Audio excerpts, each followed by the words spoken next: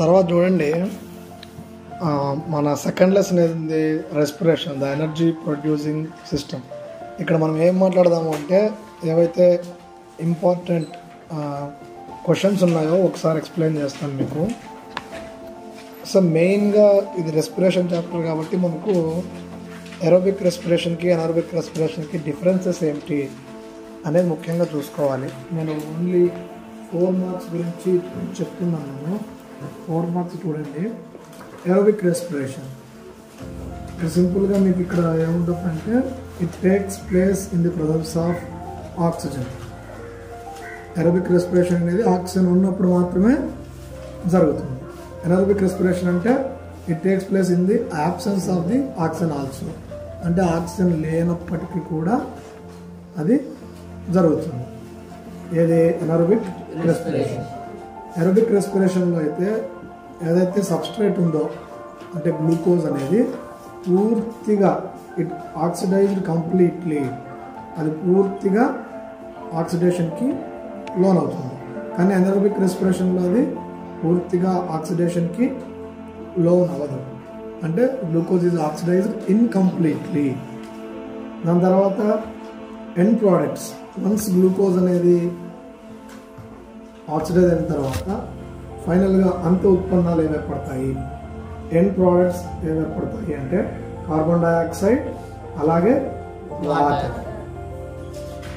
Energy కూడా వస్తుంది. ఆ ఎనర్జీ గురించి మనం నెక్స్ట్ పాయింట్లో చెప్తాం కాబట్టి మెయిన్ ఎండ్ ప్రోడక్ట్స్ అయితే carbon dioxide, water and energy, ఈ 3 రిలీజ్ అవుతాయి. ఓకేనా. అదే ఎనారోబిక్ రెస్పిరేషన్లో అనుకోండి, కార్బన్ డైఆక్సైడ్ బదులు అక్కడ ఏమొస్తుంది అంటే కార్బన్ డైఆక్సైడ్ వస్తుంది, వాటర్ బదులు ఇథైల్ ఆల్కహాల్ కానీ లాక్టిక్ యాసిడ్ కానీ వస్తుంది. ఏదైతే లాక్టిక్ యాసిడ్ అనేది మజిల్స్లో ఎనారోబిక్ రెస్పిరేషన్ జరిగినప్పుడు ఫామ్ అవుతుంది, ఏది లాక్టిక్ యాసిడ్. అదే ఇథైల్ ఆల్కహాల్ అనుకోండి, ఫర్మెంటేషన్ అంటే కిణ్వనం, ఈస్ట్ అనేది ఇన్వాల్వ్ అయినప్పుడు అక్కడ మనకు ఎనారోబిక్ రెస్పిరేషన్ జరుగుతుంది. దాని తర్వాత చూడండి, లాట్ ఆఫ్ ఎనర్జీ అంటే అధిక మొత్తంలో శక్తి అనేది విడుదలవుతుంది ఏరోబిక్ రెస్పిరేషన్లో. అంటే వాయు సహిత శ్వాసక్రియలో ఎక్కువ మోతాదులో శక్తి అనేది విడుదలవుతుంది. దాదాపుగా 38 ATPs, 38 ATPలు ఏర్పడతాయి. అదే అనారోబిక్ రెస్పిరేషన్లో అయితే లో amount of energy is liberated. అంటే తక్కువ మోతాదులో శక్తి అనేది విడుదలవుతుంది. కేవలం 2 ATPలు మాత్రమే అక్కడ ఉత్పత్తి అవుతాయి. అయితే ఫైనల్గా ఇంకో పాయింట్ ఏముంది అక్కడ, it occurs in plants and animals. Aerobic రెస్పిరేషన్లో అయితే మొక్కల్లోనూ జంతువుల్లోనూ జరుగుతుంది. అదే ఎనారోబిక్ రెస్పిరేషన్ అయితే బ్యాక్టీరియాలోను మజిల్ సెల్స్లోనూ జరుగుతుంది. సో ఇక్కడ మనం ఈ క్వశ్చన్ని ఈజీగా ఎట్లా గుర్తుపెట్టుకోవాలి అంటే, మెయిన్ రెస్పిరేషన్ అంటూనే మనము చిన్న క్లాసెస్ నుంచి కూడా నేర్చుకునేది అంటే గాలి పీలుస్తాం, గాలి వదులుతాం. సో మనం ఇన్హాల్ చేసినప్పుడు ఇన్హాల్డ్ ఎయిర్లో ఆక్సిజన్ ఎక్కువ కాన్సన్ట్రేషన్లో ఉంటుంది. సో ఆక్సిజన్ ఉన్నప్పుడు జరిగే రెస్పిరేషన్ మనం ఏరోబిక్ రెస్పిరేషన్ అంటాం. ఆక్సిజన్ లేనప్పుడు జరిగే రెస్పిరేషన్ను అనారోబిక్ రెస్పిరేషన్ అని మనము అంటాం.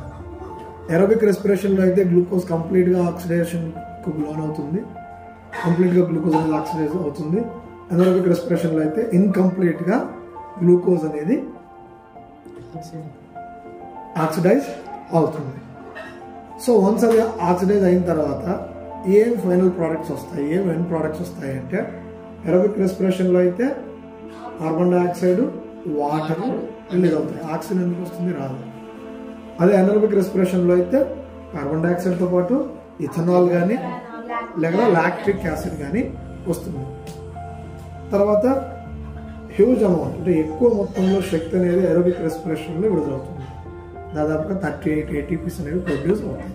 ఎనారోబిక్ రెస్పిరేషన్లో అయితే small amount of energy is liberated, that is only 2 ATPs. ఫైనల్గా వేట్లో జరుగుతుంది. Aerobic respiration occurs in plants and animals.